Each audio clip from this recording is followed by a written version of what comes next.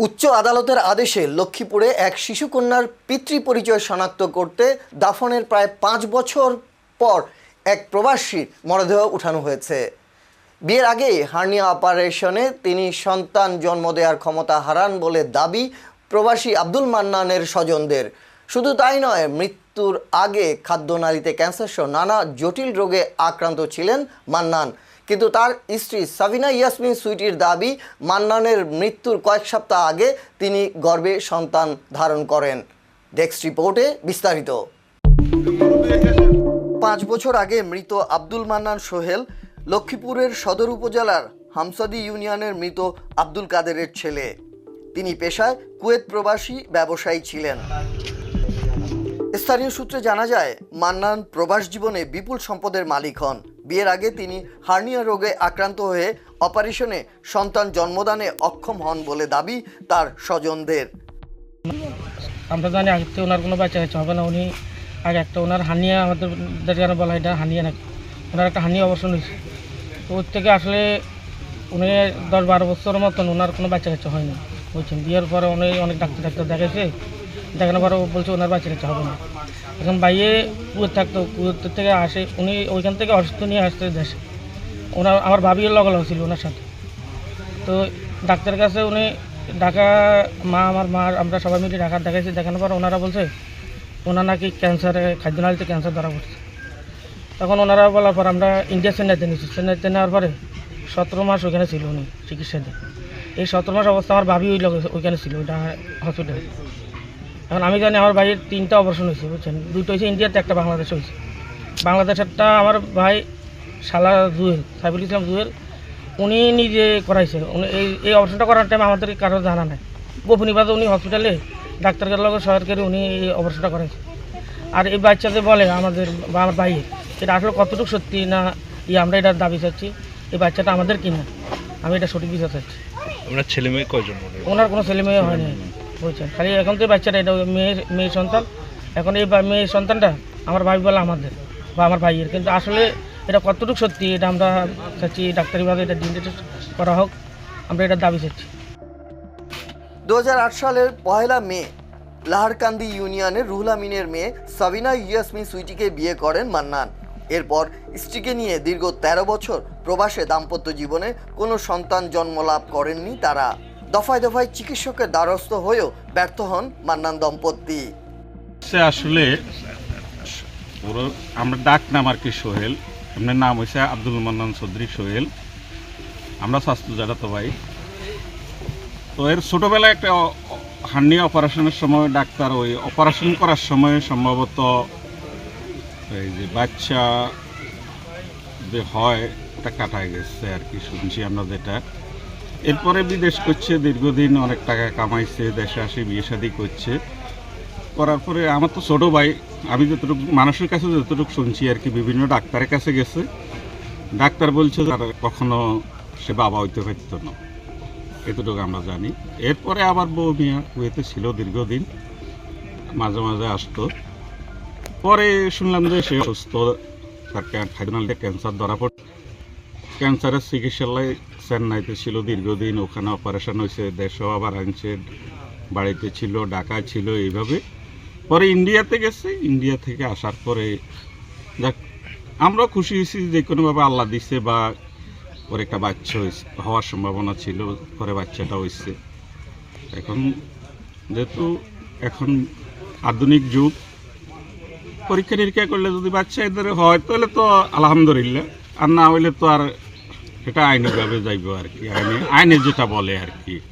এই মৃত্যুর আগে 4-5 বছর নানা জটিল রোগ ও খাদ্যনালীতে ক্যান্সার আক্রান্ত হয়ে দীর্ঘ 2 বছর ভারতে চিকিৎসা নেন। 2021 সালের 1 জুন ঢাকায় ইবনে সিনা হাসপাতালে চিকিৎসাধীন অবস্থায় মান্নানের মৃত্যু হয়। মৃত্যুর কয়েক সপ্তাহ আগে তার স্ত্রী সুইটির গর্ভে কন্যা সন্তান জন্ম নেয়। এতেই বাঁধে বিপত্তি। মৃত্যুর আগে মান্নান তার আত্মীয় ও এলাকাবাসীকে কন্যা সন্তানটি তার নয় বলে জানিয়ে গেছেন, এমনটা দাবি স্বজনদের।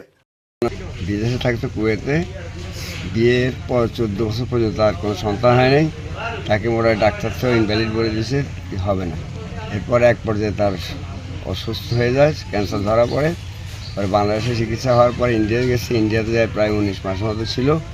ওখান থেকে আসার পরে দেখা গেলো তার একটা বাচ্চা, মানে ওই মহিলার একটা বাচ্চা নিয়েছে, কোথেকে কীভাবে জানি না। শেষে এটা নিয়ে আমরা সন্দেহ করছি। সন্দেহ করার পরে এখন প্রমাণের জন্য আমরা ডিএনএ টেস্টের জন্য আবেদন করি, টাকাও জমা নিয়েছি, কিন্তু এরা ঘুরাইতে যে প্রায় 5 বছর মতো ঘুরেছে, করাইতেছে না। ওরা আপিল করি পরে হাইকোর্টে গেছে, হাইকোর্ট থেকে প্রধান বিচারপতি, সুপ্রিম কোর্টের প্রধান বিচারপতি কাজিয়াতে গেছে, কোর্টে গেছে। এরপরও 6-7 মাস ঘুরানোর পরে রায় দিছে যে ডিএনএ টেস্ট করতে হবে। মানে আমরা করতেছি যে ওরা এটা ওর বাচ্চা না, যেহেতু অসুস্থ অবস্থায় তা কোথেকে বাচ্চা নিয়েছে জানি না। এর আগে তো সুস্থ ছিল, 14 বছর, তার কোনো বাচ্চা নেই। তার 3টা ছিদ্র ছিল। এই ছিদ্র অবস্থা আর অসুস্থ অবস্থা, মানে কোনো রকমে সাহায্য ছাড়া একটু পানি, নল দিয়ে পানি খাইতো, ওই লোকের এই মুহূর্তে কীভাবে বাচ্চা হয়। কিন্তু এই 14 বছর চেষ্টা করছে, সারা পৃথিবীর থেকে পর্যন্ত সে খবর নিয়েছে। আমরা যতটুকু জানি বলছে যে কাকা আমার কোনো বাচ্চা হবে না, আমি ইনভ্যালিড। আর এখন এই বাচ্চাটাকে আমরা বলছি যে বাচ্চা তার না, কারণ এটা টেস্টের জন্য আমরা এটা করি।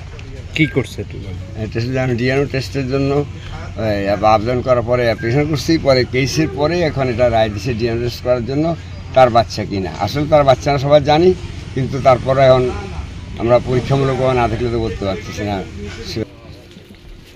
এদিকে মান্নানের মৃত্যুর পর সুইটি গর্ভের সন্তানকে স্বামীর ঔরসজাত সন্তান দাবি করে স্বামীর রেখে যাওয়া 50 কোটি টাকা মূল্যের বাড়িসহ সমস্ত সম্পত্তি দখলের চেষ্টা চালায়। এর প্রতিকার চেয়ে নিহত আব্দুল মান্নানের মা কাজল রেখা, ভাই শওকত, রাজু ও বোন রুমা আক্তার বাদী হয়ে লক্ষ্মীপুরের যুগ্ম জেলা জজ প্রথম আদালতে মামলা দায়ের করেন। এতে মান্নানের স্ত্রী সাবিনা ইয়াসমিন সুইটি ও কন্যা সন্তান আয়শা মনিকে বিবাদী করা হয়।